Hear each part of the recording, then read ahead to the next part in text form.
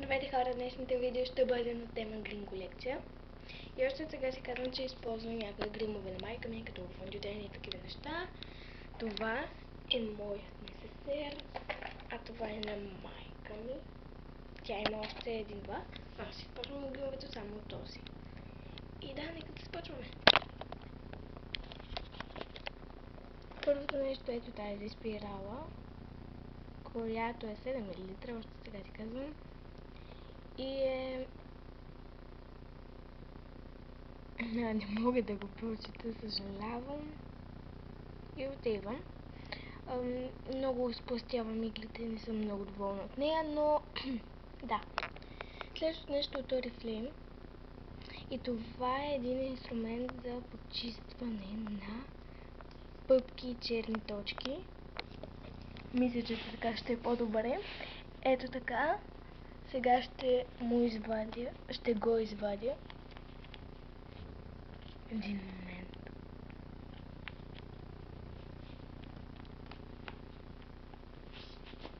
Ето така изглежда. Тази част тук е за черните точки. А ето тази тук е за пъпките. Не знам дали фокусира. Така. Следващото нещо е този масажор, отново на Oriflame. Честно казано, това нали, по-точно не знам как се използва. И да. Следващото нещо, един момент, са ето тези сенки, които са на Miss Sink. Не мога нещо да фокусирам. Miss Sink. Не мога да ги отворя. Ето, отворих ги. И те, по-точно аз си ги купих за Хелоуин, за ежедневието ми, да. Следващото нещо е ето тази четка за руш. Не ми хареса, защото е с изкуствен косъм и е много твърд и направи нищичко. Много е грубо просто.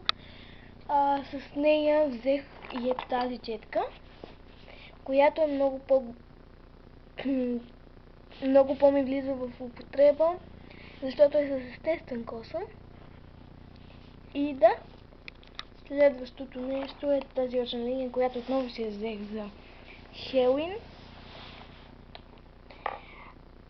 Зная, че може да ми се пресмеете, но съм ми закупила от левче, защото аз не мога да нанасям очна линия и няма да ми трябва скъпа и такива неща. На iFair. И струваше 2 лева. Следващото нещо е ето този коректор, който е от Avon. Не мога да го фокусирам него. Clear Skin с чайно дърво, което предпазва появата на нови пъпки. Ето толкова ми е останало.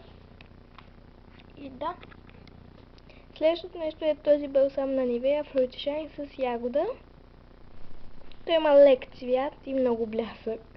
Следващото нещо е тази гио спирала за вежди и за мигли от Oriflame. Тук мисля, че ще е по-добре. Да, следващото нещо е ето този балсам, който е от Avon и е с жасмин и витамин Е. Мнението ми за него е много добро, в смисъл увлажнява устите, хидратира ги. Да.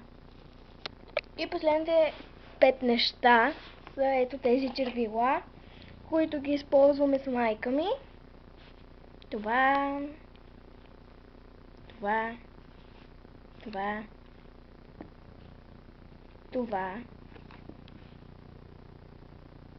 и това.